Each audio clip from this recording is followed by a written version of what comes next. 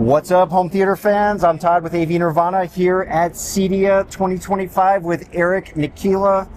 We're here hanging out at Selective Design. We're checking out Waterfall audio.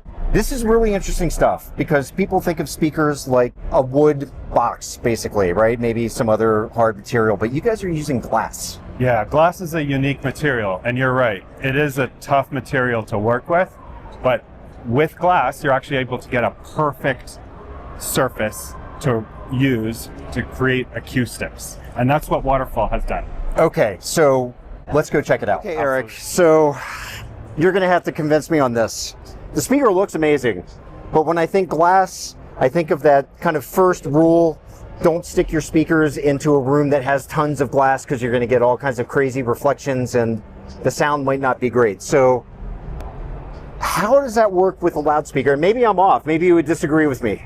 Well, glass has always been a very classic type of material to use in terms of design. And that was their first goal, is to bring in glass as a design element. But they also saw that as an opportunity. If you think about speakers with wood or MDF, you're actually playing with fire, literally. You're changing the way that the wood may react based on the moisture levels and stuff. So you're actually creating an area that's not very predictable. With glass, it's predictable. And what they've done in the laboratories in Waterfall with CEDIA, they've created a new baffling system. So that back pressure off of those drivers, if you take a look off the side here, you'll be able to see some fins, very similar to jet engines. Oh, so yeah. You see those.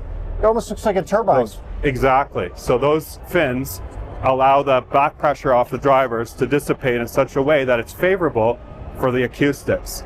Also, because it's a sealed design, they're taking that pressure with the passive 8-inch driver that's on the bottom to create extra bass. So they've just taken all those elements and worked together to make a perfect sound. Is this a proprietary design to Waterfall? It is, yeah. It is. So no other speakers are using this kind of...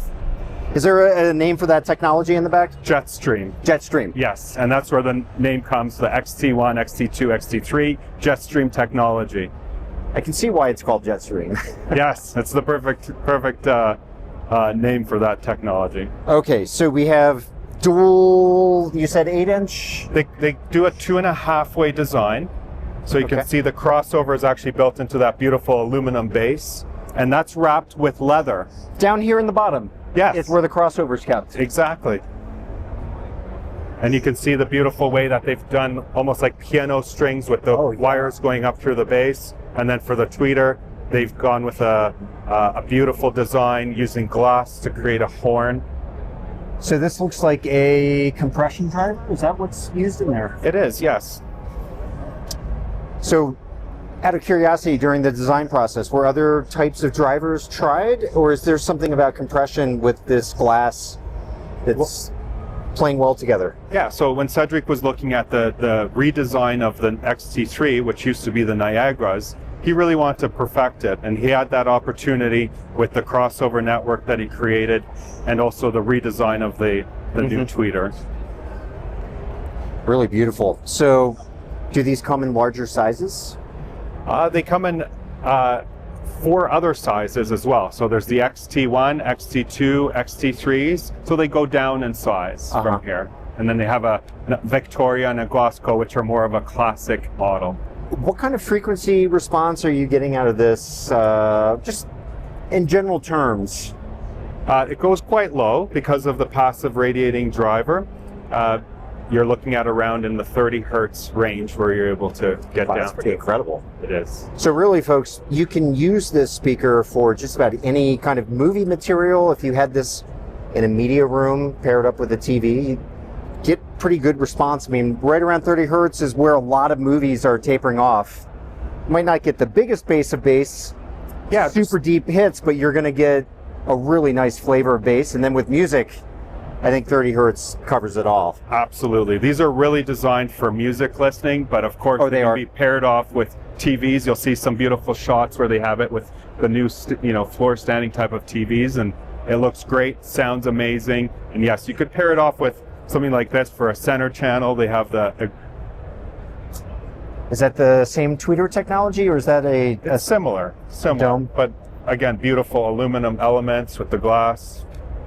This could be mounted on the wall if the application calls Speaking for of it. glass, do you have a choice in terms? This has a greenish look to it. Are there other options? So it is a safety glass that they've created in Europe. So it is this finish. Okay.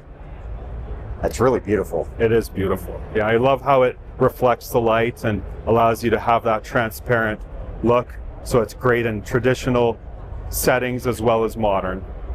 Does this design element here have any role in how the speaker plays, or? From what I understand, Cedric looked at this as a design element. So they didn't want just a plain glass box. They want to add a little bit of flair and able to, reflect again the light. Okay. Now, of course, these are passive speakers. You got to feed them some power. I see you have an amplifier over here. Yeah, absolutely. So this is the new RS700. So it pairs up perfectly with any Waterfall speakers. So it actually gets tuned based on the specific models that you purchase. So it's an option to be able to drive it with Waterfall technology. They partner with a company called Atom, which is the driver manufacturer, a French-based company as well. So everything's made in France, the drivers as well as the amplifiers. How much power do these speakers need to really sing?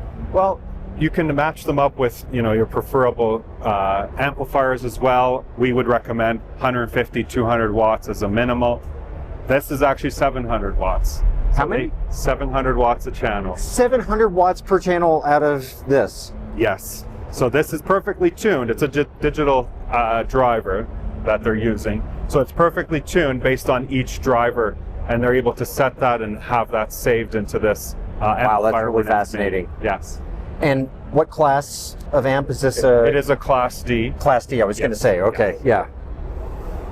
Wow, that's pretty awesome. I'm assuming with Class D, that thing runs pretty cool. Yeah, when it's you really been running here at the show the whole time, and you can feel it's not bad at all. No, not at all. It's just warm barely. A lot of times those give off a lot of heat, especially with that kind of oomph behind it. 700 watts per channel. Yeah, they've been able to engineer it in such a way that it's extremely efficient. Well, these are really beautiful speakers. I like them a lot. Thanks, Todd, for checking them out. Yeah, definitely. Where can folks find out more information about these, and how can they find them here in North America? So here in North America, we're proud to sell them through Selective Design.